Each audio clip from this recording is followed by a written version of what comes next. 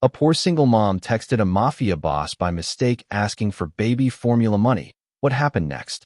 Shannon Watts stared at her cracked phone screen, sweat dripping in the dark of her silent apartment, her baby wailing from hunger.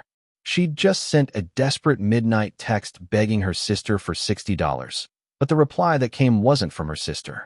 Address: 2 letters. From the most feared man in Las Vegas, Bugsy Siegel. And when she hit send, she didn't just ask for help, she opened a door that could save her child, or destroy them both. Before we begin, please take a moment to support this channel by clicking the like, share, and subscribe button so you can keep enjoying awesome stories like this. Thank you. It was 2 a.m. in Las Vegas, but not the Vegas anyone dreams about. No neon lights. No jackpot wins. Just the suffocating heat of a studio apartment where the air conditioning had died 3 days ago and the landlord hadn't returned her calls. Shannon sat on the floor of her tiny kitchen, knees pulled to her chest, a thin blanket wrapped around her shoulders. The lights were off, not because she wanted darkness, but because Nevada Power didn't do sympathy extensions. Bella cried from the bedroom, her wails cutting through the stifling air like a knife. The bottle had been mostly water tonight. Shannon tried not to look at the empty formula can sitting on the counter, mocking her. She'd stretched the last of it as far as it would go, watering it down until it was barely more than flavored liquid. But Bella knew. Babies always knew when their stomachs weren't getting what they needed. She picked up her phone with shaking hands, thumb hovering over her sister Sarah's contact. Sarah had helped before, not happily, always with a side of judgment and a reminder that you should have thought about this before getting pregnant. But tonight wasn't about pride. It was about a 7-month-old who didn't understand why her belly hurt. Shannon typed, "Please, just $60 for formula. I'll pay you back next Friday." Bella hasn't eaten since yesterday morning. Her thumb trembled as she hit send. She didn't double-check the number. She didn't even look at the name. She just set the phone down, dropped her forehead to her knees, and waited. Another failure in a long line of failures. Another moment of swallowing what was left of her dignity just to keep her daughter alive. 5 minutes passed. Then 10. Bella's cries softened into exhausted whimpers. At 2:47 a.m., her phone buzzed. Shannon grabbed it, expecting Sarah's cold response or maybe another lecture. Instead, she stared at 2 words from an unknown number. Address. Her stomach dropped. Wrong number. She'd texted a stranger in the middle of the night begging for money. Heat flooded her face even though no one was there to see it. "I'm so sorry," she typed frantically. "Please ignore. Wrong number." She locked the screen, tossed the phone aside, and pulled the blanket tighter around herself. Another mistake. Another humiliation. Added to the pile. The phone buzzed again. She almost didn't look. But something, desperation, maybe, or the last shred of hope she had left, made her reach for it. "Your baby needs formula. I need your address. Nothing else." Shannon stared at the words, her heart hammering. This was insane. You didn't give strangers your address at 3 a.m. You didn't accept help from people you'd never met. Every true crime podcast she'd ever listened to screamed at her from the back of her mind. But then Bella cried again, a thin, hungry sound that shattered what was left of Shannon's resistance. She typed her address, hit send, then immediately regretted it. Across Las Vegas, in a penthouse suite that overlooked the Strip like a throne overlooking its kingdom, Benjamin Bugsy Siegel stared at his private phone. He never gave this number out. Not to business associates. Not to the politicians on his payroll. Not even to most of his crew. This phone was for family only, and that list had gotten dangerously short over the years. The text wasn't spam. It wasn't a shakedown. It was raw and real and desperate. "Please, just $60 for formula. I'll pay you back next Friday. Bella hasn't eaten since yesterday morning." Bugsy read it again, slower this time. "I'll pay you back." Even drowning, this woman was negotiating terms. Even begging, she was trying to maintain some shred of control. He knew that feeling. He'd lived it once, a lifetime ago, before he became the man whose name made cops nervous and rival families careful. He should have ignored it.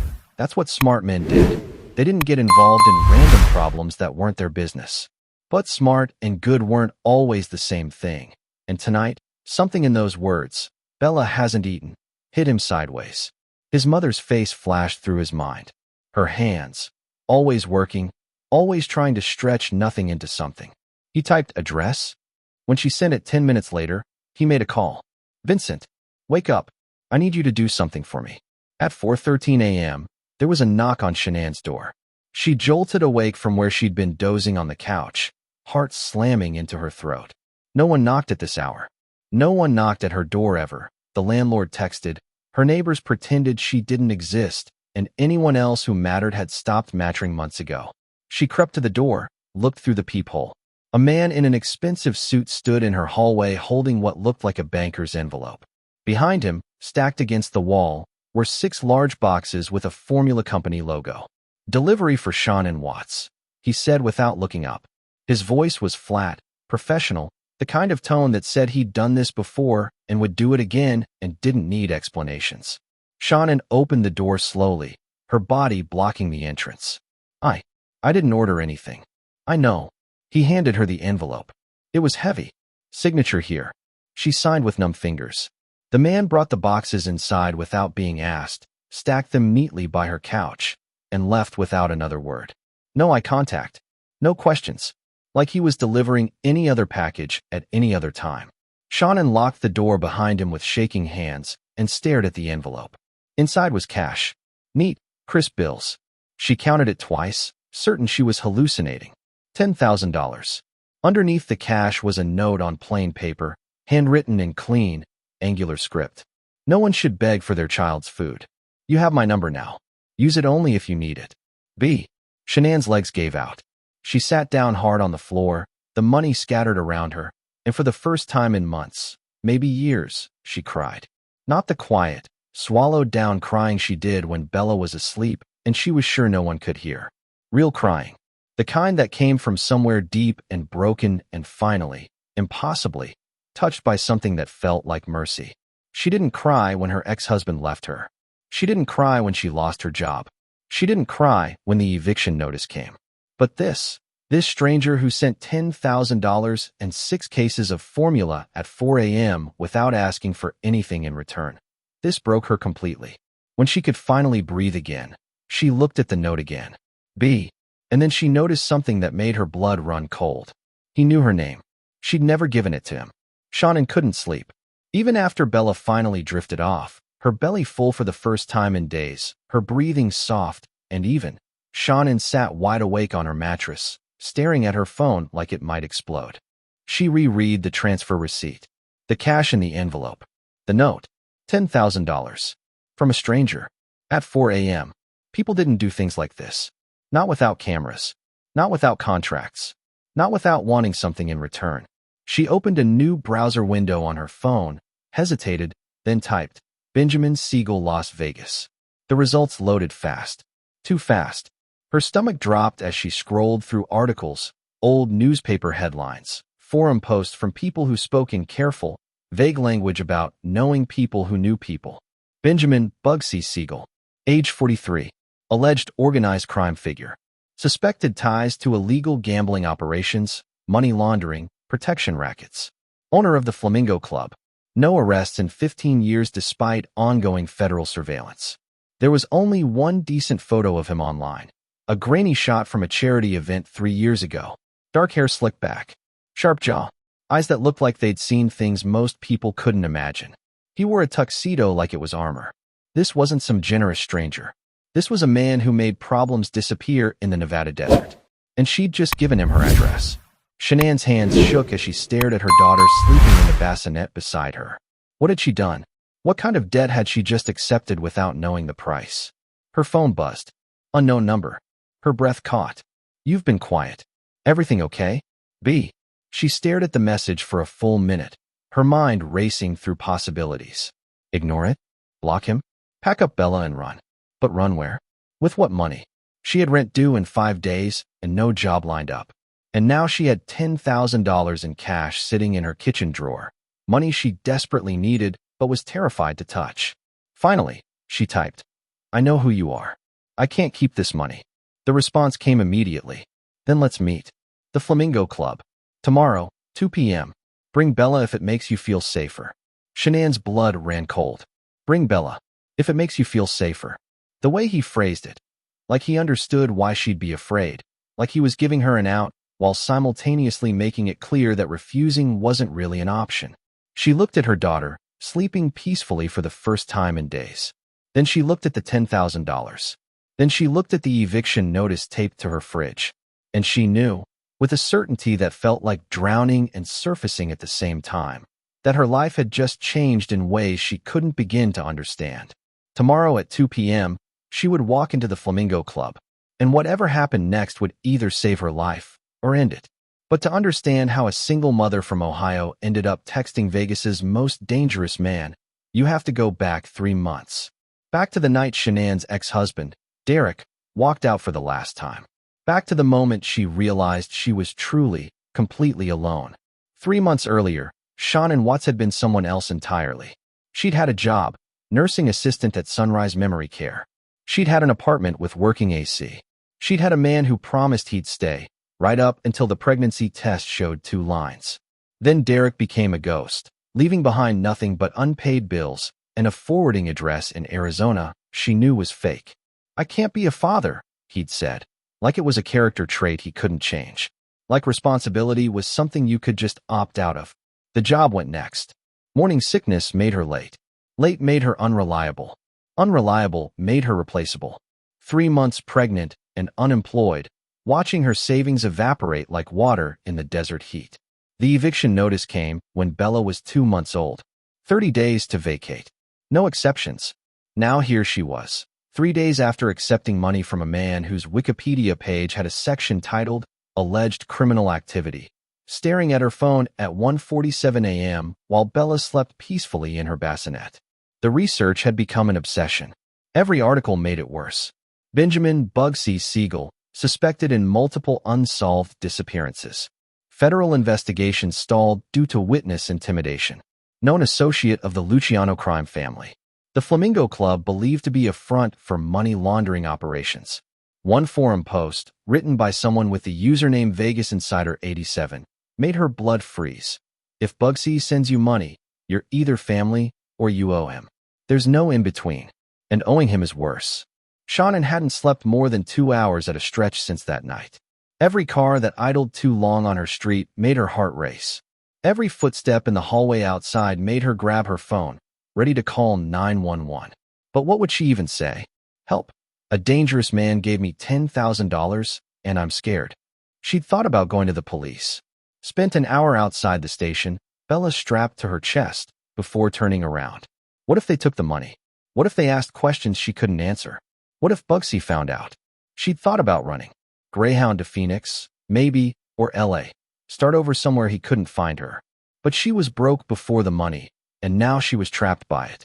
Touch it, and she accepts the debt. Run with it, and she steals from him. Either way, she loses. The money sat untouched in her kitchen drawer, a brick of cash that felt more like a bomb. Bella stirred in her bassinet, making small, contented sounds. Fed, warm, safe. She didn't know her mother had made a deal with the devil. She didn't know that tomorrow at 2 p.m., everything would change again. Shanann looked at her daughter, innocent, perfect, deserving of so much more than this life, and felt something harden in her chest. She'd survived Derek. She'd survived poverty and eviction notices and nights when crying was the only luxury she could afford. She'd survived her own mother's disappointment and her sister's judgment. She could survive Bugsy Siegel. She picked up her phone and opened the text thread one more time, staring at his last message. Tomorrow, 2 p.m. Bring Bella if it makes you feel safer. If it makes you feel safer. Like he knew she wouldn't feel safe at all. Shanann typed a response she'd been composing in her head for 3 days. I'll be there, but I'm bringing the money back. All of it. His reply came 30 seconds later. At 2 a.m. Like he'd been waiting. We'll see. 2 words that promised nothing and threatened everything. Tomorrow, she'd walk into the Flamingo Club. She'd meet the man behind the mystery. She'd look Vegas's most dangerous predator in the eye and tell him she didn't want his charity. And somehow, some way, she'd walk back out with her daughter. She had to. Because the alternative, being owned by a man like Bugsy Siegel, was a debt she couldn't afford to pay. Imagine discovering the person who just saved your child is the same person who makes people disappear. Shanann now faces an impossible choice. What happens next will shock you, but only if you're subscribed. Because after now, She would walk into the lion's den, and not everyone who enters the Flamingo Club walks back out. Comment below. Should she go or run? The Flamingo Club didn't look like a place where people disappeared. It looked like money, the kind that didn't need to shout. Shannon stood across the street at 1:55 p.m., Bella strapped to her chest, the envelope of cash heavy in her bag. The club's exterior was all Art Deco elegance. Rose gold fixtures, frosted glass doors, a doorman in a suit that probably cost more than her monthly rent used to be. She dressed in her only nice outfit, black slacks and a cream blouse she'd worn to job interviews back when she still believed in fresh starts. Now it just made her feel like she was dressing for her own funeral. "We can still leave," she whispered to Bella, who gurgled happily, oblivious. But they couldn't. Not really. The eviction was in 2 days. The money in her bag was both salvation and shackles. She crossed the street. The doorman opened the door before she reached it, like he'd been expecting her. "Ms. Watts, Mr. Siegel is waiting." Her stomach dropped. He knew her name. Of course he did. Inside, the club was even more intimidating. Crystal chandeliers caught the afternoon light. Leather booths lined the walls. Everything gleamed with the kind of wealth that made her acutely aware of her scuffed shoes and year-old purse. Men in expensive suits watched her cross the floor. Not threatening, just aware. Like wolves tracking prey they hadn't decided whether to chase. 2 men materialized beside her, both built like brick walls, both wearing earpieces. "This way, please," the taller one said. It wasn't a request. They guided her through a door marked private, down a corridor where the opulence gave way to something more utilitarian. Concrete floors, exposed pipes, the kind of place where blood would wash away easily. Shanann's heart hammered. Every instinct screamed run. But Bella was warm against her chest, and the men flanked her too closely. They stopped at an unmarked door. The shorter enforcer knocked twice. "Come in." The voice was surprisingly soft. Bugsy Siegel didn't look like a monster. He sat behind a mahogany desk in an office that somehow managed to be both luxurious and sparse. Floor-to-ceiling windows overlooked the strip. The man himself wore a charcoal suit tailored to perfection, white shirt open at the collar, no tie. His dark hair was streaked with silver at the temples. His eyes, sharp, calculating, impossibly blue, tracked her the moment she entered. He stood, extended a hand. "Ms. Watts, thank you for coming." Shannon stared at his hand like it might bite. After a beat, she shook it. His grip was firm but not crushing. His palm was warm. "Please, sit." He gestured to a leather chair across from his desk, then glanced at Bella. "How's she doing?" "Eating better." The question, so unexpectedly genuine, threw her completely off balance. "She's fine." "Good. Thank you." She sat stiffly, clutching her bag. "Mr. Siegel." "Bugsy, please." "Mr. Siegel," she repeated, refusing the intimacy. "I came to return your money." She pulled the envelope from her bag, set it on his desk like it was radioactive. "All of it. I appreciate what you did, but I can't accept charity from a criminal." He smiled faintly, sitting back down. "That's wise. Though technically, I've never been convicted of anything." "Technically," she echoed, her voice sharper than intended. His smile widened. "You have a spine. I like that. Most people who sit in that chair can barely look me in the eye. Most people probably owe you something." "True." He didn't touch the envelope. "But you don't. You stumbled into my life by accident, asked for nothing but help for your daughter, and now you're trying to give back money you desperately need. That's not how this usually works." "Then how does it work?" He leaned forward, elbows on the desk, those blue eyes pinning her in place. "I help people sometimes. When I can. When they deserve it. No strings. No debts. Just mercy." He paused. "You think I'm lying.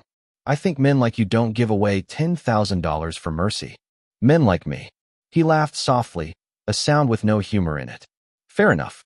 So let me give you something you can accept. A job. $75,000 a year. Benefits. Daycare for Bella, right here in the building. You manage the books for the Flamingo's legitimate operations, liquor license, payroll, vendor contracts. Clean work. Legal work." Shanann's breath caught. "Why would you offer me that?" "Because people who've had nothing know the value of everything. And because you walked into my club to return money you needed to survive." He held her gaze. "That tells me exactly who you are." She wanted to say no, wanted to walk away. But $75,000 meant rent, food, diapers, a future. It meant Bella wouldn't grow up hungry. If I say yes, she said slowly, what do you really want from me? Honestly, he leaned back. I want someone I can trust. Everyone else in my world has an angle. You just have a daughter. It was a calculated risk, maybe a fatal one. But Shannon looked at Bella, sleeping peacefully against her chest, and made her choice. I'll do it. But I want everything in writing. Contract. Legal. No surprises. Bugsy's smile was genuine this time. Done. Welcome to the Flamingo, Ms. Watts. She'd just made a deal with the devil. And somehow, she felt like she'd won. Shannon just made a deal with the devil. Or did she? What she doesn't know yet is that Bugsy's legitimate books hide something far more dangerous than she could imagine. The next chapter reveals the secret that will change everything, but you'll miss it if you're not subscribed. Hit that button now, because what Shannon discovers next will make her question everything. Comment. Would you have taken the job? Week 1 at the Flamingo taught Shannon that legitimate and legal occupied different universes. The accounting office was tucked on the 3rd floor, away from the club's main operations. Her co-workers were a mix. Maria, the sweet payroll clerk who brought homemade tamales. Jake, the vendor manager with prison tattoos creeping above his collar. And Thomas, the silent IT guy who never quite made eye contact. The daycare was 2 doors down, run by Rosa, a grandmother in her 60s with kind eyes and flour perpetually dusting her apron. She fell in love with Bella immediately. You work, Mija, Rosa said that first morning, cradling Bella like she was made of spun glass.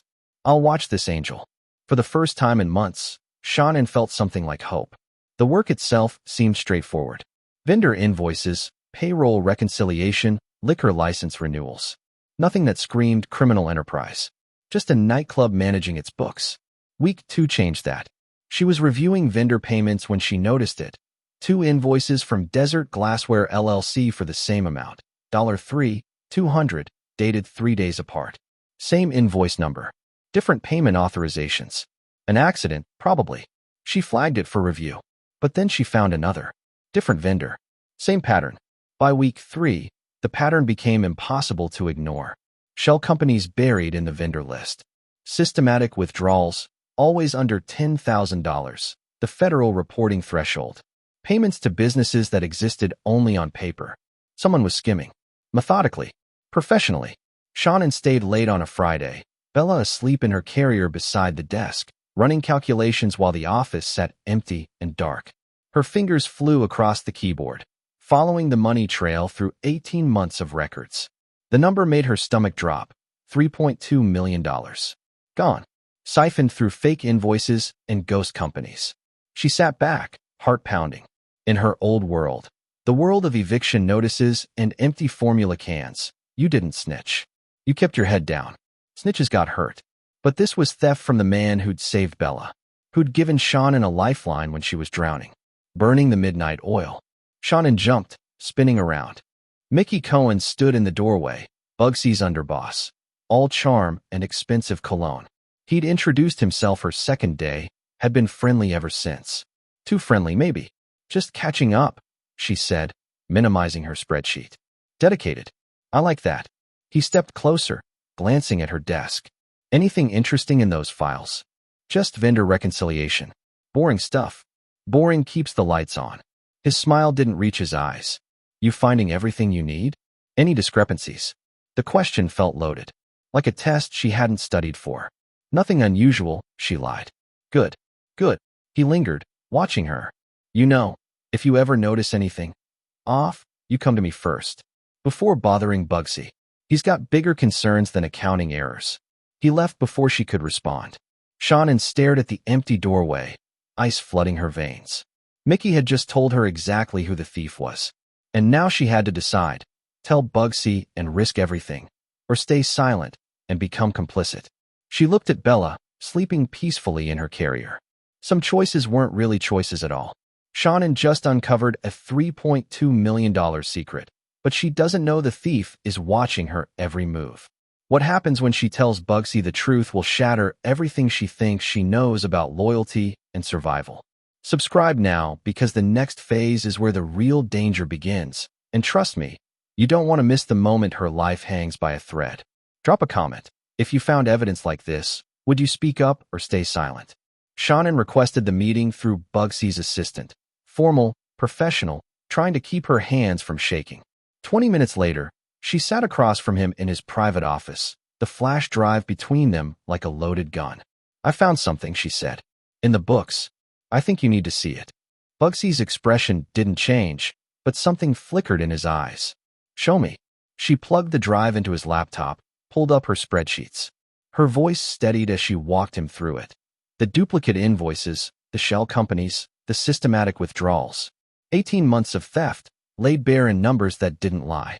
His face darkened with each revelation. Not at her. At what she was showing him. How much? His voice was dangerously quiet. 3.2 million. Give or take. And the trail leads where? She hesitated. This was the moment that could get her killed.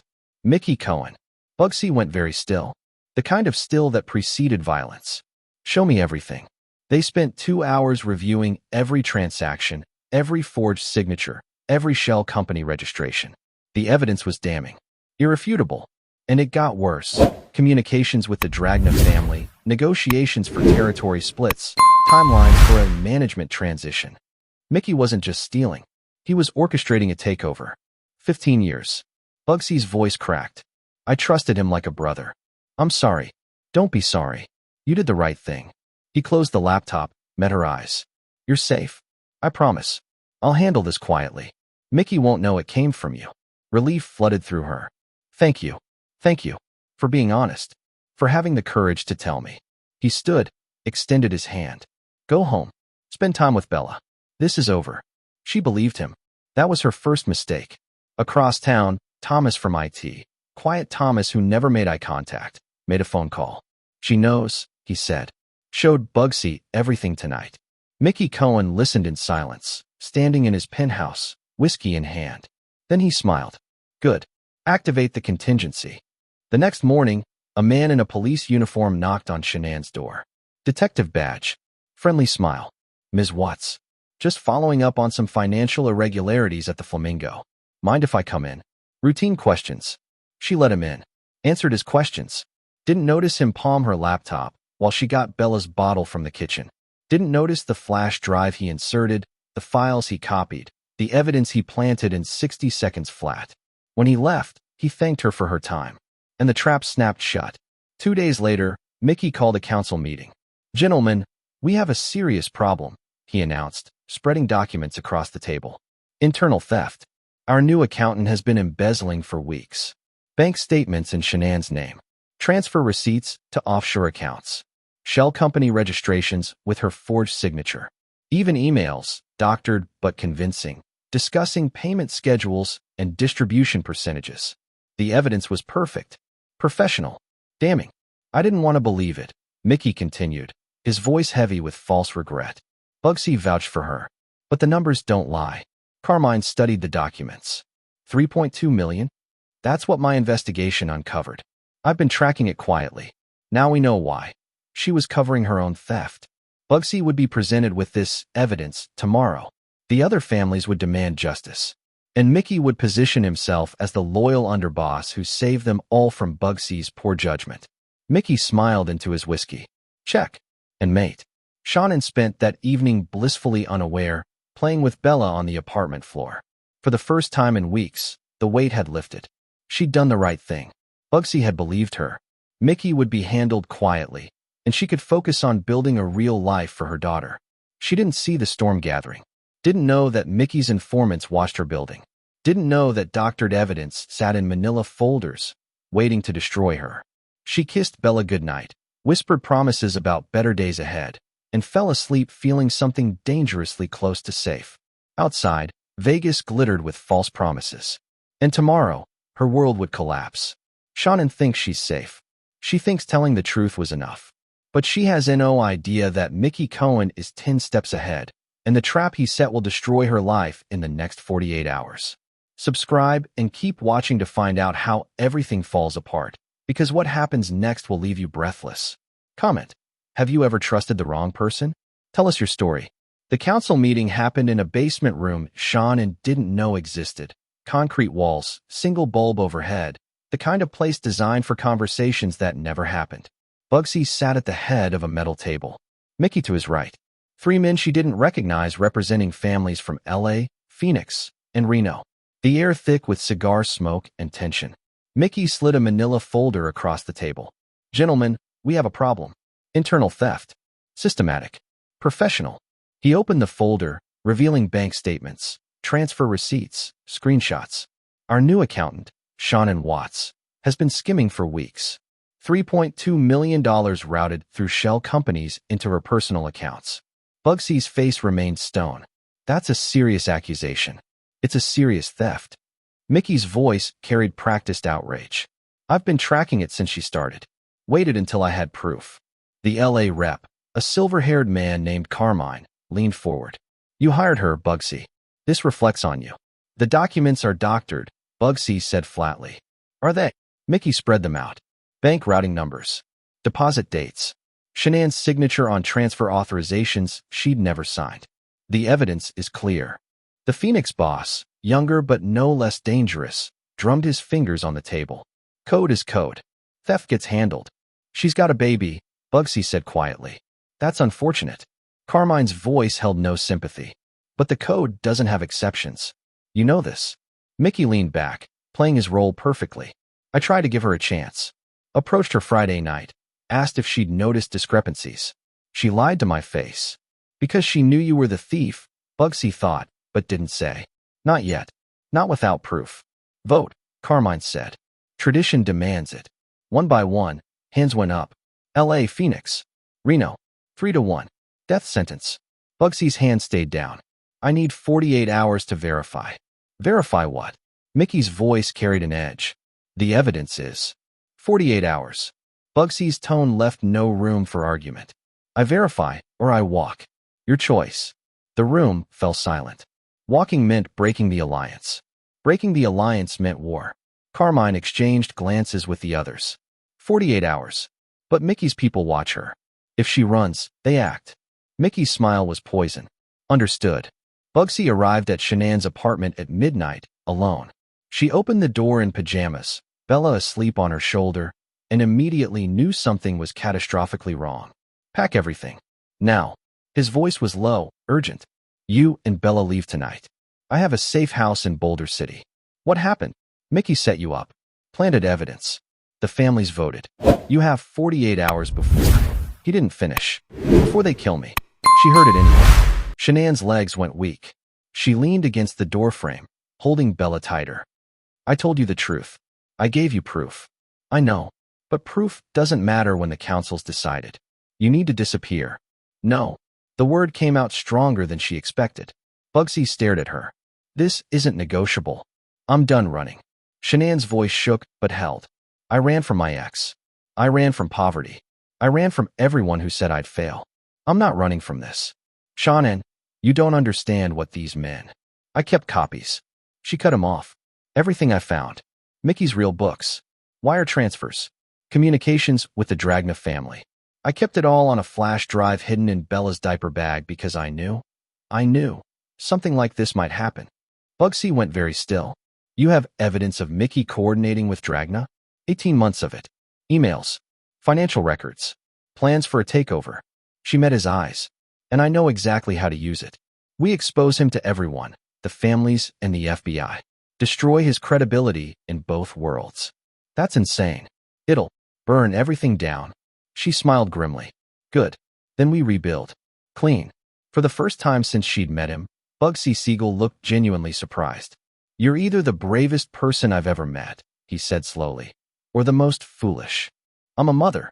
Shanann shifted Bella to her other shoulder. We don't have the luxury of being either. We just do what needs doing. Bugsy studied her for a long moment. Then he nodded. 48 hours. Get some sleep. Tomorrow, we go to war. The safe house in Boulder City was sparse. Cement floors, reinforced windows, a single table under harsh fluorescent lights. Shanann spread the contents of her flash drive across it, like laying out cards for a final hand. Wire transfers. Shell company registrations. Emails between Mickey and Dragna family representatives discussing transition timelines and asset redistribution. 18 months of systematic betrayal, all documented. Bugsy studied each page in silence, his jaw tightening with every new piece of evidence. This is everything, Shannon said. We leak it to the families first. Let them see Mickey's been selling them out. Then we give it to the FBI before Mickey can retaliate. That's insane. Bugsy looked up, eyes hard. It'll destroy everything. The alliances. The territories.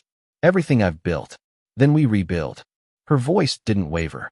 But we rebuild clean. No more Mickey. No more looking over your shoulder wondering who's next. He laughed, a bitter sound. You think there's such a thing as clean in this world? I think there's such a thing as better. She met his gaze. And I think you want that, or you wouldn't have helped me in the first place. Silence hung between them. Finally, Bugsy pulled out his phone. I know someone. FBI. Agent Torres. He's been trying to build a RICO case for years. Never had enough. And now we give him Mickey's entire network. In exchange for immunity. He dialed. For both of us. The meeting with Torres happened at dawn in a parking garage. Federal agent, crime boss, and single mother negotiating terms like it was a business deal. You're offering me Mickey Cohen and the Dragna connection? Torres repeated, disbelief clear. Full cooperation. Documents. Testimony. Bugsy's voice was level. In exchange, Ms. Watts and I walk. Clean slate. Torres looked at Shannon. You realize what you're stepping into? I've been in it for weeks, she said. Now I'm stepping out. With my daughter. Alive. Torres nodded slowly. Deal. But we do it my way. The trap was elegant in its simplicity. A peace meeting in the desert to resolve the Shannon situation. Neutral ground. All families present. Mickey would come expecting victory. What he wouldn't know, Bugsy would be wearing a wire. FBI positioned 300 yards out. The moment Mickey confessed to the embezzlement, or better yet, revealed the assassination plot, federal agents would move in. He'll suspect something, Bugsy said as Torres fitted the recording device. Then make him confident. Let him think he's won. Miles away, Mickey Cohen raised a glass in the Flamingo's private suite, Dragna representatives flanking him. To new management, he toasted. By tomorrow night, Vegas is ours. They drank to betrayal. Back at the safe house, Shannon held Bella close, rocking her while Rosa hummed softly nearby. She'd written a letter, clumsy, tear-stained, and sealed it in an envelope marked for Bella. If I don't come back, you'll come back, Rosa whispered, but her eyes were wet. If I don't, promise me she'll know I fought, that I didn't run. I promise, Mija. Dawn broke, blood red, over the desert. Bugsy appeared in the doorway. It's time. Shannon kissed Bella's forehead, breathed in her baby smell one last time, and handed her to Rosa. Then she followed Bugsy into the darkness, knowing one of them might not return. But knowing, too, that some fights were worth the cost. The meeting point was 40 miles outside Vegas, nothing but sand, scrub brush, and sky. 5 vehicles formed a loose circle in the pre-dawn dark. Armed men stood at intervals, silhouettes against the purple horizon. Shannon sat in Bugsy's SUV, Bella strapped in her car seat, Rosa beside them. 200 yards away, 3 FBI sniper teams lay invisible in the desert. Agent Torres's voice crackled through the comms unit. We're in position. Green light. Bugsy stepped out, flanked by 2 of his men. Carmine, the Phoenix boss, and the Reno rep emerged from their vehicles. Everyone armed. Everyone watching. Mickey arrived last, pulling up in a black sedan with 4 Dragna soldiers. He stepped out grinning, confident as a king. Gentlemen, he called out. Let's settle this unfortunate business. Unfortunate. Bugsy's voice was ice. Interesting word choice. Mickey's smile didn't falter. The evidence is clear. Your accountant stole millions. Code demands. Code demands honesty. Bugsy pulled out a small speaker, placed it on the SUV's hood. Let's talk about honesty. He pressed play. Mickey's voice filled the desert air. Bugsy's finished. I've got the families convinced. Once the Watts woman is handled, we move on him. You take the strip, we take the casinos, everyone wins. A second voice, Dragna. And the other bosses? Mickey, laughing. Accidents happen in the desert. The color drained from Carmine's face. The Phoenix boss reached for his weapon. The Reno rep's men shifted, rifles raising. Mickey's grin vanished. That's doctored. You can't. Can't what? Bugsy's voice was lethal. Trust my own recordings? The FBI certainly does. You're bluffing. Am I? Mickey's hand moved to his jacket. Everything slowed. You're all dead anyway. He pulled a gun, aimed at Bugsy. Gunfire erupted. Mickey's men against everyone else. Bullets cracked the air, shattered glass, kicked up sand. Carmine's people returned fire. The Phoenix boss dove behind his vehicle. Bugsy moved toward Shanann's SUV, shielding it with his body. Stay down. Through the chaos, Mickey stumbled backward, wounded but alive, eyes wild with rage. He saw the SUV, saw the car seat through the window, saw Bella. He raised his weapon. Time crystallized. Bugsy didn't think, didn't calculate, just moved, throwing himself between Mickey's gun and the vehicle, between the bullet and the child.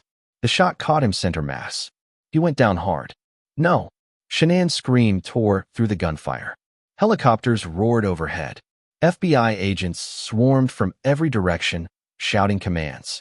Mickey tried to run, got 3 steps before agents tackled him into the sand. Shannan was out of the vehicle, crawling to Bugsy, pressing her hands against the wound in his chest. Blood, so much blood, poured between her fingers. Stay with me, she sobbed.